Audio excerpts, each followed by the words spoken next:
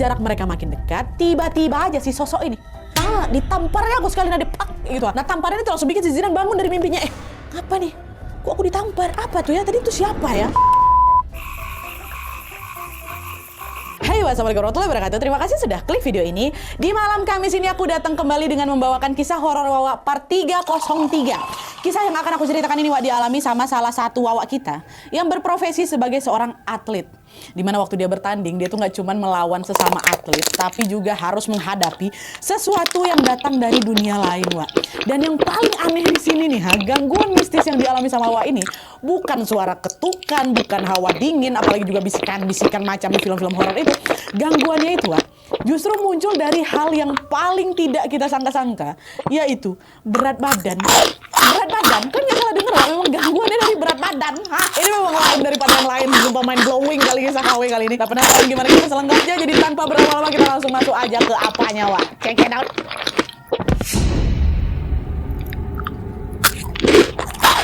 Oke, kisah yang akan menceritakan ini dikirim sama Wak kita yang bernama Zidane. Halo Mas Zidane. Nah, jadi kisah itu dialami sama Mas Zidane di tahun 2018 ketika sedang mempersiapkan turnamen tinju di suatu kejuaraan nasional. Sedikit informasi saja tentang Zidane, Wak. Zidane ini adalah seorang atlet tinju yang sudah mulai latihan sejak umur 9 tahun. Pada saat aku tuh masih kecil lah aku tuh dibesarkan dari lingkungan yang lumayan keras dan dia ini tumbuh menjadi anak yang jadi susah diatur, Wak. Dan supaya kenakalan itu tuh berhenti, bapaknya Zidane memasukkan Zidane ke klub tinju di kotanya. Karena waktu itu bapaknya mikir, siapa tahu kalau ikut tinju energinya tuh bisa teralihkan, jadi nggak sempet nakal lagi gitu. Pikiran bapakku mungkin kayak gitu Nadia. Nah upaya itu ternyata berhasil, Wak, karena sejak masuk klub tinju Zidane ini udah jarang kali bikin ulah. Bahkan dia ini juga akhirnya menjadi seorang atlet yang aktif mengikuti berbagai turnamen. Nah selama bertahun-tahun ikut turnamen, Wak, Zidane nggak pernah mengalami kendala berarti. Badannya itu selalu fit, berat badannya stabil, dan dia juga tiap hari selalu rajin olahraga. Dan juga perlu kalian ketahui ya kalau Zidane ini punya tipe tubuh ectomorph namanya. Jadi dia ini susah gendut kali Nadia. Jadi kalaupun aku dibakar dia banyak, ya badan aku tetap segitu-gitu aja, tetap kurus aja. Cuman hal ini berubah, Wak, di tahun 2018 ini lah. Nah, jadi ceritanya waktu itu Zidane ini ditunjuk menjadi perwakilan kotanya untuk ikut turnamen tinju di tingkat provinsi. Nah, karena turnamen itu termasuk kelas elit bisa dibilang, jumlah rondenya juga gak kayak biasanya yang cuma 3 ronde, Wak, tapi bisa sampai 7 ronde gitu loh. Zidane mikir, nah kali ini aku harus serius lagi nih. Kalau aku menang, nama aku bisa dikenal banyak orang katanya. Nah, berawal dari keinginan itu, sejak Hamin 8 bulan sebelum turnamen ini, Zidane langsung nambah porsi latihannya dia, Wak. Dari yang biasanya cuma 2 kali seminggu, dia naikkan jadi 5 kali seminggu. Dan selain rajin latihan, Zidane ini juga selalu menjaga pola makannya. Dia jarang makan gorengan, lebih sering makan protein dan serat. Pokoknya ini betul-betul menjaga supaya berat badannya tetap ada di angka 52 kg, Wak. Kenapa gitu? Karena dia menargetkan untuk bertanding di kelas bantam. Ini kelas bantam ini kategori petinju dengan berat badan antara 51 sampai 54 kilo. Itu artinya lawan yang akan ditandingkan sama Zidane nanti beratnya juga sekitaran segitu juga, 51 sampai 54. Kelas bantam. Kelas tinju profesional tuh banyak kali tingkatannya, Wak, kata si Zidane. Kalau nggak salah aku juga waktu kecil ada 17 tingkat. Mulai dari kelas minimum itu tuh maksimal berat di 47,6 sampai ke kelas heavy itu di atas 90,7 kg, Wak. Nah, bantam yang dipilih sama Zidane ini di tengah-tengahnya ya.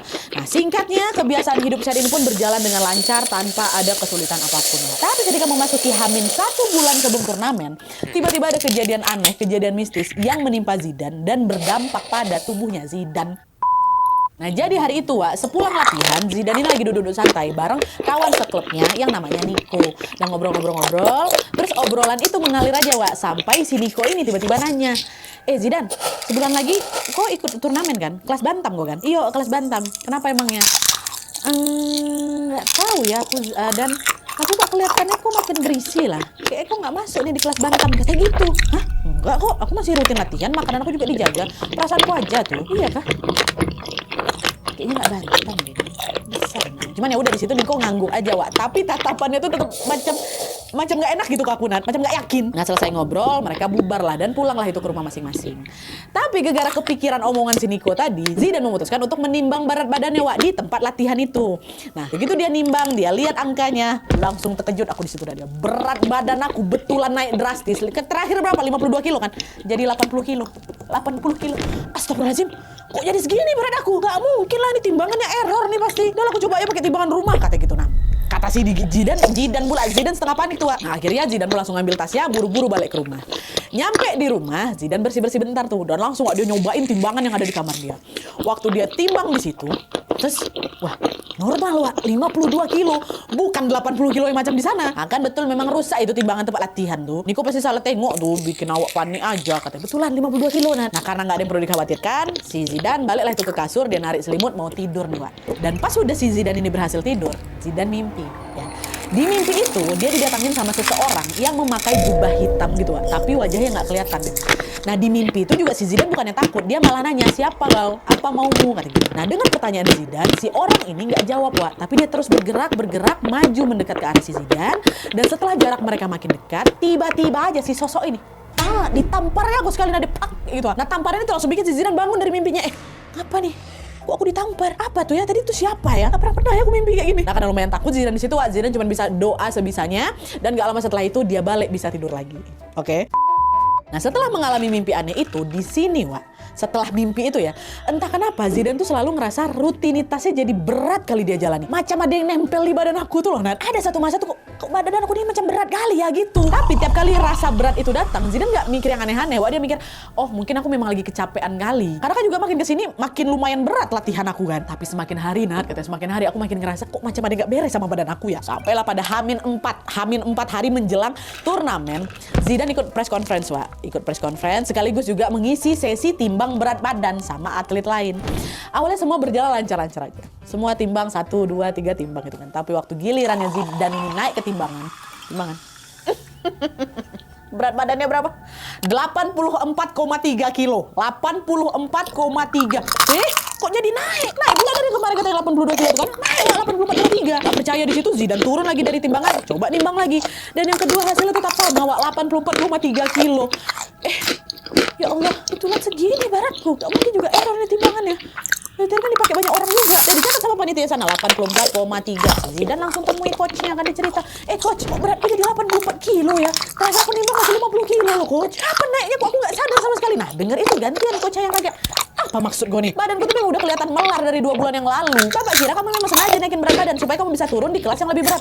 Pak, enggak loh Pak. Aku niatnya tetap di kelas bantam. Gak pernah aku kepikiran buat pindah kelas. Makin bingung lah si Zidane di sini, Wak. Pertama nih, kok bisa Nadia aku bisa naik secepat itu dalam waktu 2 bulan aja. Padahal kalau misalnya kalian ingat, Wak, Zidane ini kan punya gen yang tadi tuh loh, gen susah gemuk kan. Walaupun dia makan banyak, itu yang pertama. Terus yang kedua, setiap kali aku ngaca Nadia, aku ngerasa bentuk badanku yang masih segitu-gitu aja. Bukan yang besar-besar kali, dari 50 ke 80 kilo kan pasti kelihatan kali perubahan fisiknya kan, Wak. 30 kilo naiknya, nggak mungkin dia nggak bisa ngeliat badannya nambah. Tapi mau gimana lagi karena beratnya memang tercatat 83 sampai 82 kilo itu. Mau tidak mau dia terpaksa turun di kelas cruiser, Wak. Di kelas petinju dengan berat 81 sampai 86 kilo. Which is di kelas ke-16 dari 17, dari kelas paling tinggi. Kelas paling tinggi kan 90-an ke atas kan. Ini aku udah di kelas 16 Nadia. Nah, sadar ada nggak beres di sini. Sepanjang hari itu Zidane cuma bisa berdoa, ya Allah, semoga pertandingan aku lancar. Karena kan pasti dia ngelawannya dengan berat 80-an kilo juga kan, Wak. Cuman nih. Ya Allah. Dari pun berganti, tibalah Hamin 1 pertandingan. Wah, kok jadi aku yang ikutan panik ya. Nah, di sore itu Zidane latihan ringan di lapangan sebelah mes. Jadi selama sudah mau mendekati hari turnamen, mereka tinggal di mes, Wak. Nah, selesai latihan, dia langsung baliklah ke kamar untuk istirahat. Tapi begitu malam nyampe, rasa gelisah itu mulai muncul lagi. Setiap kali aku mau tidur, dia, selalu ada rasa gak nyaman lah. Rasa gak nyaman yang susah kali aku jelasin. Gak bisa tidur, gelisah gitu, Wak. Sampai akhirnya, sekitar jam 9 malam, tiba-tiba ada yang ngetok pintu kamarnya, Wak. Sebelum membuka pintu, Zidane sengaja ngintip dari tirai jendela. Nah, pas kuintip dia, ternyata ada siluet orang di luar tuh berjubah hitam. Persis macam apa yang gue tengok di mimpi aku. Ada di depan pintu.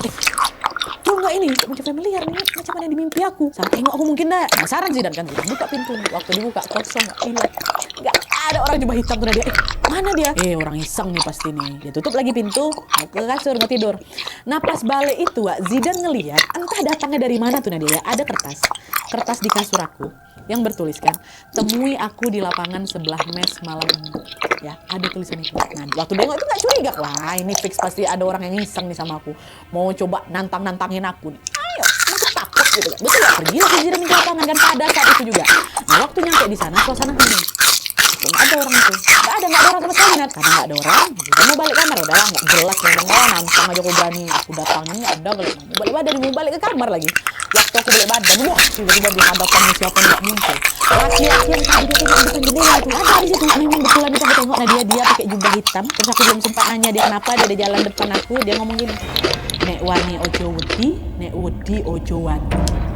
Di sisi lain waktu dia gitu, bukan aku waktu itu Nadia ya, waktu itu aku nggak takut sama sekali, sumpah. Justru aku ngerasa tertantang. Oh siapa kok, apa mau kok di sini? Dan itu diam dia tengok aku memang, muka manusia biasa, tapi dia tengok aku, dia nggak ngerespon apa-apa. Sempat juga aku kepikir dalam hati ini, jangan tes ini, mungkin ada senior atau sesama atlet yang lagi ngerjain aku nih, gitu loh. Ya udah aku tantang balik, kamu adu-aduan sama aku kan, ayo. Nah, karena ada kepalang emosi, Zidan betul aku lepaskan pukulan ke arah si wajah si cowok ini kan. Tapi dengan mudah langsung ditangkis sama si pria Mister Citra. Wah ditangkis sekali Nadia, makin padat si Zidan. Zidan keluarkan lagi semua teknik tinju yang dia punya kan, wah hajar sebelah kiri, hajar bawah atas, semua dihajar sama siapa. Tetap wah, seberapa keras pun dia menyerang, gak ada satupun pukulan aku yang berhasil mendarat di muka dia tuh gak ada. Semua ditangkis dia dengan presisi. Aku macam lagi menghadapi petinju profesional, memang tetap gak kena ya kan. Nah setelah cukup lama ada itu orang tinju dia di arah manapun, kecapean si Zidan wah. Nah, sadar kalau lawannya kayaknya terlalu kuat, Zidan akhirnya ayo udahlah, udah kali hati. Dia memilih untuk menyudahi serangan itu, ditinggalkan ya orang itu gitu aja wah. Dia betul-betul udah ditinggalkan aja gitu. Dan sampai sini Zidan belum tahu nih wah ya orang ini siapa, dia nggak kenal sama orang ini. Nah, baru beberapa langkah berjalan meninggalin si orang ini, tiba-tiba angin berembus kencang. Oh angin tuh datang, refleks Zidan langsung oleh juga ke belakang, nengok si laki-laki tadi. Waktu kita tengok belakang, nggak ada hilang dia. Nggak ada siapapun di sana. Wah di situ baru aku merinding. Hilang dia. Waktu ngelawan dia nggak ada takut sama sekali, tapi waktu aku tengok dia nggak ada, langsung kabur, berlari dia sekencang-kencangnya masuk ke kamarnya. Ya kan? Begitu dia nyampe kamar, dia langsung rebahan, berusaha menenangkan diri, tapi kepalanya terus dipenuhi sama pertanyaan. Siapa tadi? Aku pikir-pikir siapa dia tadi? Aku nggak takut waktu ninju dia, aku nggak takut waktu nengok muka dia, tapi aku takut waktu dia bisa hilang secepat itu. Merinding. Ya Allah, siapa tuh? Kenapa tuh? Hantu apa tuh ya? Tapi nggak mungkin orang tangan aku kesentuh sama dia waktu ditangkis sama dia kan. Rasa nggak tenang itu makin ganggu lagi. Apalagi besok itu hari tanding aku, Nat. Makin ku pejamkan mata, makin nggak bisa tidur ya. Ya Allah, macam mana nih? Apa tuh ya? Udahlah dia kepikiran berat badannya nambah jadi 80 kilo. Malamnya dia ketemu sama orang yang tiba-tiba menghilang tuh ya. Don langsung si Zidan kan. Udah akhirnya Zidan cuma ambil uduk, dia sholat bentar, dia berdoa, baru alhamdulillah bisa ketemu Nat. Sampailah itu pagi.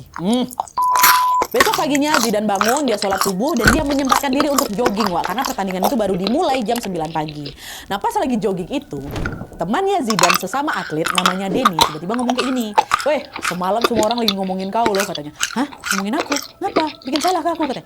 Enggak weh, mereka yang ada takjub kali nengok ke shadow boxing tadi malam di lapangan katanya. Nah ini nih, buat kalian belum tahu wah, shadow boxing itu latihan sendirian. Latihan sendirian sambil ngebayangin lagi tanding sama lawan musuh beneran gitu loh wah. Itu shadow boxing namanya. Orang semua pada takjub nengok ke shadow boxing keren kali kata kawan-kawan. Apa nggak merinding aku dari gitu kan? Hah? Semalam aku lagi bertinju sama orang itu. Aku dibilang lagi shadow boxing. Fix. Masa mereka nggak lihat orang itu? Tapi udah kan karena dia juga nggak mau ketahuan. Takut nih. Zidan nggak perpanjang ngobrolannya lagi wah. Zidan bilang, oh iya wah, iya semalam aku latihan sendiri. Soalnya kan juga ini pertama kalinya aku ikut sampai ke level provinsi kan wah. Makanya aku nggak mau setengah-setengah. Jadi itulah aku shadow boxing. Aku gitu kan enak. Oh ya mantap, good luck ya wak ya. Semoga aku bisa menang kata si Denny. Oh iya wak, makasih. Jadi kita lanjut jogging lagi. Itu dalam hati aku udah fix tuh bukan orang aku tengok tuh. Udah mereka lanjut keliling lapangan sampai selesai itu kan. Nah setelah jogging Zidan sama kawan-kawan lainnya pun bersiap untuk menghadiri upacara grand opening turnamen itu. Acara pembukaan itu berjalan lancar dan juga disambut langsung oleh gubernur setempat. Setelah selesai upacara, Zidan menyempatkan diri untuk latihan tinju lagi wak, karena dia baru tandingnya sekitar jam 4 sore, masih agak lama. Nah dia kan bergantian kan. Nah setelah berlatih dan istirahat yang cukup, waktu yang ditunggu-tunggu pun tiba. Zidan mempersiapkan diri untuk masuk ke arena permainan sambil menunggu aba-aba dari wasit. Dia masuk kelas apa tadi? Kelas yang 80 kilo. Dan ketika dia lagi nunggu pertandingan itu dimulai, Wak, disitulah Zidan kembali mengalami kejadian mistis yang aduh kok bisa ya. Jadi, waktu lagi nunggu pertandingan itu dimulai, Wak, mata Zidan ini nggak sengaja tertuju ke arah orang yang lagi duduk di bagian atas tribun. Tribun. Dari penampilannya, orang itu udah macam berbeda gitu loh, Wak, dari penonton-penonton lain. Di mana dia pakai jubah serba hitam dan seolah-olah sengaja nggak ngeliatin wajahnya. Ada di situ, aku nampak orang itu ya. Itu kayak laki-laki tadi malam lah kayaknya. Kok ada di situ dia? Kok ada di situ? Enak perasaan Zidan di situ kan, Wak. Tapi karena dia harus fokus ke lomba, dia pun berusaha untuk menenangkan diri. Dah terserah kau, selagi kau nggak ganggu aku biarin aja. Jangan kau ganggu aku mau tanding nih, ya kan? Di saat yang sama, Zidan sudah mulai semangat nih, Wak. Semangat lomba setelah dia mendengar suara-sorakan penonton yang menyebut namanya juga. Makin pede lah aku waktu itu kan. Tapi makin dekat aku menuju ke ring tinju, aku langsung shock. Gegara lawan yang harus dia kalahkan tuh, wah besar kali badannya dan besar. Keringat dingin lah, ya Allah ya Robby, macam mana orang tuh gede kali ha. Gimana cara aku ngalahinnya? Baru tengok aja aku udah gemetar, memang besar lah dia. Fisikku fisik 52 kilo loh. Sadar tenaganya nggak akan mampu menandingi si lawan itu. Ketika pertandingan dimulai, Wak, di sini Zidane memilih gerakan bukan melawan, tapi bertahan. Jadi setiap kali dia diserang dan Zidane bakal menghindar, dan dia nggak berani nyerang balik, Wak. Tapi makin dia bertahan, lawannya justru makin agresif lagi, makin sering nyerang aku nih dia. Nah di sisi lain ngelihat Zidane yang terus ragu-ragu ini, komentatornya sampai ngomong loh, ini gimana sih? Kok yang satunya cuma bertahan terus, salah nggak seru ditandingnya gitu. Tapi begitu kan aku cuek enak. Zidane terus berusaha bertahan sambil berharap waktu cepat habis kayak gitu.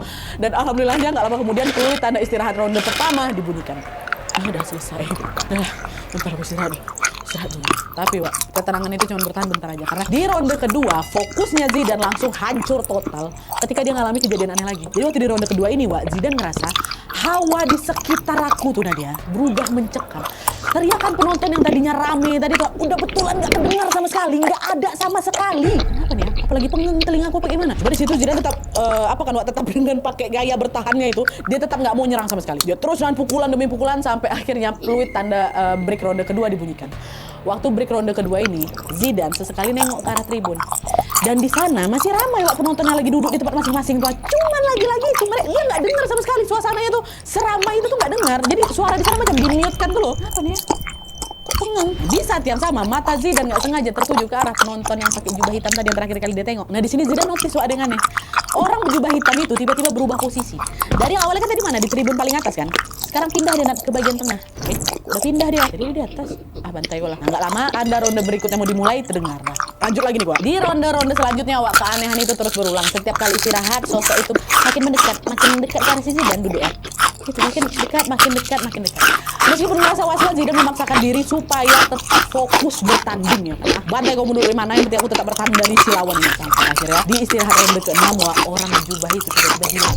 Ada di peredaran tuh nggak ada. Dia nggak ada, awal kecarian ya kan, celingak-celinguk si Zidane cari si laki-laki itu mana. Sampai Kocok bilang, "Oi, kau cari apa sih? Fokus lah kau harus kejar poinmu dari ronde tadi, kau cuma defense aja terus." "Iya coach, maaf, baik. Aku akan fokus lagi abis ini," katanya. Dah, waktu pertandingan lagi dimulai, Wak, Zidane coba tuh untuk balik fokus melawan, bukan bertahan lagi. Tapi pas dia udah di mode fokus ini, tiba-tiba Allah, dia dikejutkan dengan kemunculan orang berjubah hitam itu lagi.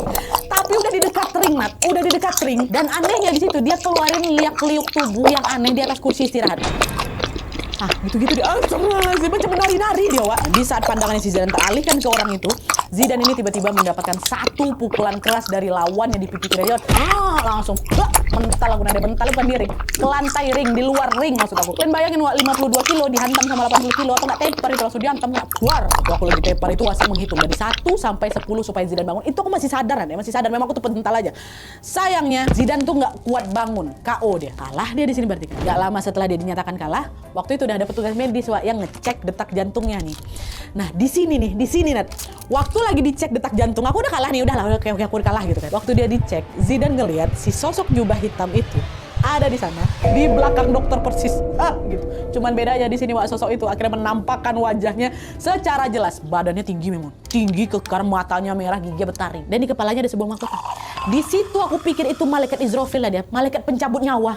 Datang mati aku deh. Apa nggak shock dan nengok tuh pingsan dia di situ. Dia pingsan gara-gara nengok si sosok itu waktu dihantam sampai 80 kilo. Dia cuma udah emang sakit kali gitu kan. Pingsan. Tapi meskipun Zidane ini pingsan, Wak, bukan berarti gangguannya berhenti di situ aja, bukan. Karena nggak lama dari situ, Zidane malah terbawa masuk ke alam mimpi dan mengalami kejadian yang jauh lebih aneh lagi dari sebelumnya, Wak, ya.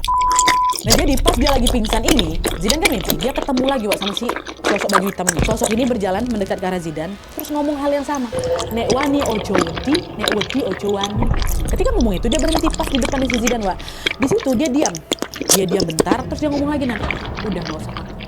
Aku di sini bukan berniat nyelakain kamu, tapi aku justru melindungi kamu dari sosok lain yang berniat jahat sama kamu. Sosok itu ngikutin dan nempel di badan kamu, dan tugasku memisahkan dia dari kamu." Kata si laki-laki itu.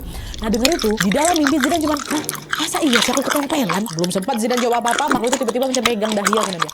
Dia pegang dahi itu sampai entah dia ngomong apa, aku juga nggak ngerti, sampai Zidane ini sakit kepala kali. Baru dia terbangun. Nah pas dia kebangunin nih rupanya Zidane udah di rumah sakit, dikelilingi sama orang tuanya, sama coachnya, ada juga beberapa perawat. Nah di situ Zidane ceritain lah semua kan, semua akhirnya dibuka suara mulai dari berat timbangan yang bertambah, didatangin sosok berjubah hitam, dan juga mimpi yang baru saja dia alami tadi, diceritain semua sama mama bapaknya sama si coachnya juga kan. Nah dengar cerita itu bapak malah senyum, jadi macam dia tahu sesuatu karena dia. Bapak bilang, ya udah kamu istirahat aja. Kalau udah sehat nanti bapak ceritain semuanya. Kata bapaknya kayak gitu. Singkatnya, setelah dirawat selama kurang lebih beberapa hari, Zidane akhirnya diizinkan pulang ke rumah, Wak. Nah, sehari setelah diizinkan pulang ini, coach tinjunya langsung datang ke rumah Zidane untuk menjenguk. Dan pas coach ini datang, coachnya nyeletuk. Kok ada kurusan? Karena sakit ini pasti gitu kata coach. Nah dengar celetukan itu, Zidane macam rasa pengen kali aku protes. Nah dia, emang dari dulu segini-gini aja badanku nih coach, cuma kemarin tuh entah ngapa pula tiba-tiba badanku naik drastis, gak masuk akal kayak gitu. Cuman karena sungkan, karena udah aku simpen aja. Iya coach. Nggak lama Zidane pun duduk lawak di kursi tamu, dan disitulah juga ada bapaknya. Di situ juga bapak baru cerita tentang siapa si sosok jubah hitam itu. Nah, sekarang kita masuk ke POV-nya bapak Zidane.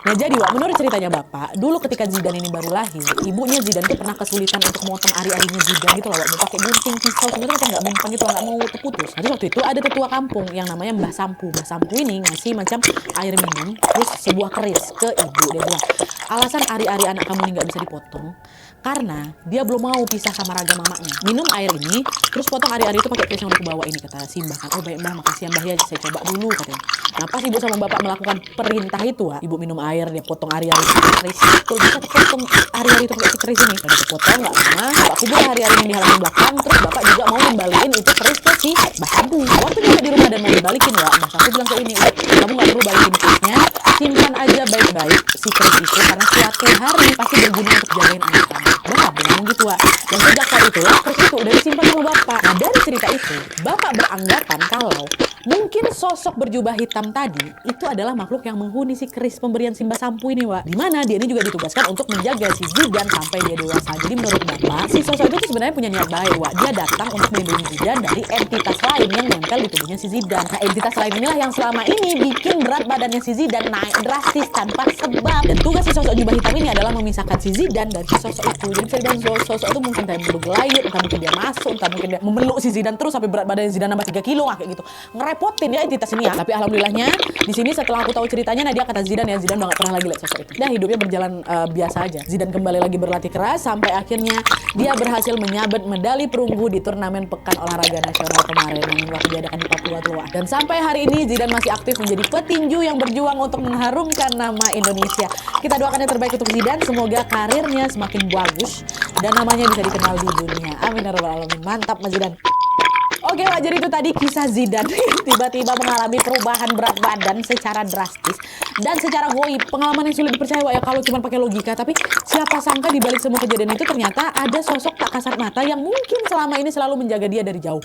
Entah makhluk itu betul-betulan pelindung kah, atau justru bagian dari sesuatu yang lebih besar dan belum terungkap. Wallahu alam juga. Cuman yang jelas kejadian ini pasti akan Zidane ingat seumur hidupnya. Bisa jadi juga, Wak, ya kita kelihatan berat di timbangan padahal nggak mau. Kita lagi ketempelan mungkin. Bisa jadi kita menghibur dirinya kayak gitu aja sekarang. Oke Wak, jadi sekian dulu videonya. Kalau misalnya kalian juga pengen berbagi kisah horornya, boleh langsung kirim aja ke email kisahhoror@gmail.com. Jangan lupa sertakan nomor WhatsApp sama Instagram kalian supaya nanti kami gampang hubungin kalian kalau misalnya kisahnya di update video selanjutnya, atau untuk kami tanya-tanya untuk kelengkapan ceritanya gitu ya. Oke Wak, jadi sekian dulu videonya. Terima kasih banyak yang sudah menonton. Kalau kalian suka video ini, klik like-nya. Jangan lupa komen di bawah untuk dan saran-saran terus selanjutnya. Jangan lupa nyalain notifikasinya supaya kalian tahu kalau upload video baru. And as always, jangan lupa untuk klik tombol subscribe supaya kalian sama-sama tahu informasi menarik dan menegangkan dari channel aku. See you next video, Wak. Bye.